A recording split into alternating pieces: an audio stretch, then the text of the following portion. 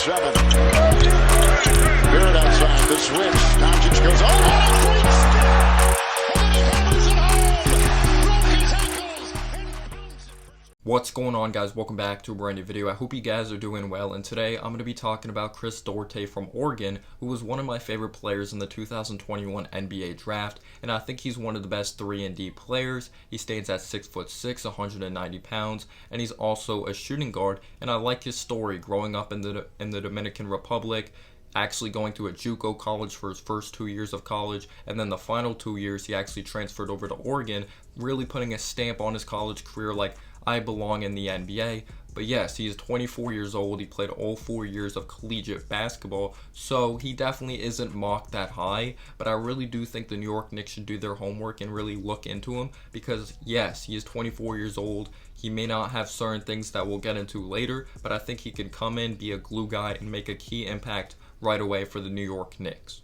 So obviously, getting into his offense, he has one of the smoothest shots in the 2021 NBA draft, shooting over 40% from beyond the arc. He thrives when it comes to handoffs, movements, coming off of screens. He's really good at using this pump fake in his arsenal to create separation and relocating with a pound dribble and pulling up from three, or if it's even stepping a foot in or a couple feet in to pull up from mid-range territory. And he also does a good job of creating separation with a jab step in his arsenal. But I love his ability to score off of movement and really relocating out there on the court. He's just so smooth. I was out there playing basketball with my friend today, just got my basketball right here actually, and I know it's very cliche, but one of the best things in basketball is the sound of when the ball goes through the hoop, the swish. And I think of Duarte because he is one of the smoothest strokes in the 2021 NBA draft, and it's so satisfying hearing that swish.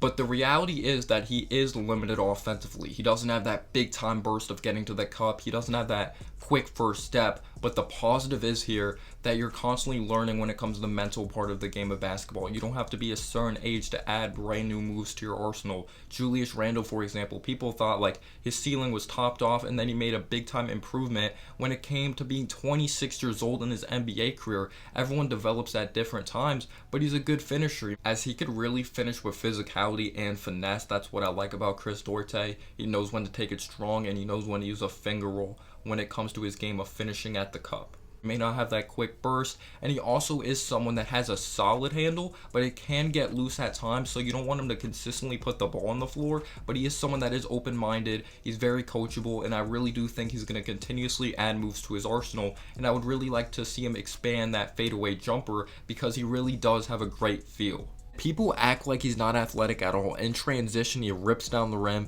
and when he sees an open lane, he's not afraid whatsoever to attack it as hard as he can and literally rip the rim down. And another thing, because he is such a quick release, you would really like to see him sell that pump fake. Like, he does a great job selling it, relocating, knocking down a jumper from mid-range territory or the outside. But you would really like to see that adjustment when it comes to the NBA. Pump faking, jumping into them, even though it's one of the most BS types of calls, but that's what they're calling. But I heard they are trying to change it when it comes to this upcoming season, when the whole Trae Young thing went on, or just in general with players like a James Harden. Luka Doncic does it, a bunch of players do it. But because he has such a quick release and he has such a great pump fake, he should really try to initiate contact more or really draw fouls more, only going to the free throw line 3 times a game. But he's a very excellent free throw shooter, and of course he's a great shooter from beyond the arc, shooting 42%. Like I said, he may not have that big time burst, but that doesn't mean he's like not athletic when it comes to tearing the rim down. He's not afraid when it comes to his vertical, seeing an open lane. He tries to take the rim down hard. He can do it in transition. He definitely does have hops. Now getting into his turnover / playmaking. Like, one of the problems with his turnovers is that it's a good thing to make basic reads. That means you're a smart player, you're aware out there on the court, but then there's a difference of really telegraphing your passes, really making them predictable. Like, oh, I'm not going to look off this guy.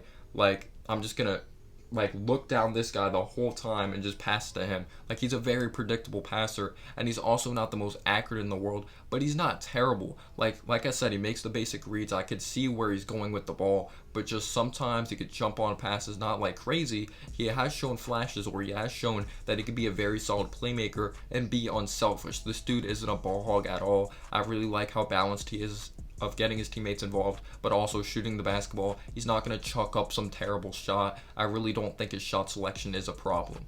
And like I said, he doesn't have this big time burst, so sometimes he does use that off arm, which results in offensive fouls. So maybe you would like to see him become more versatile, add more moves to his arsenal to really find a way to get downhill and score the basketball in a different type of way instead of just using his physicality. But yes, overall as a passer, he's a solid to good one when he's decisive and he makes the right reads out there on the court. Now getting into his defense, like my favorite part of his game, he plays with so much hustle, he plays with so much determination, so much resiliency. Literally, he could turn the ball over, but he doesn't put his head down. He gets back on defense and has a crazy chase down block. He literally does such a great job of like timing chase down blocks or timing blocks in general. He's that great help side defender. If someone gets beat, he's great at blocking the big. If it's a center, if it's the power forward, someone so much taller than him. And when it comes to on-ball defense, when it comes to guarding the passing lane, when it comes to his awareness in the paint, he does such a great job of positioning himself on that side of the ball. But when it comes to on-ball defense, he has quick hands. He's someone that really doesn't let someone blow by him, and then he has to have a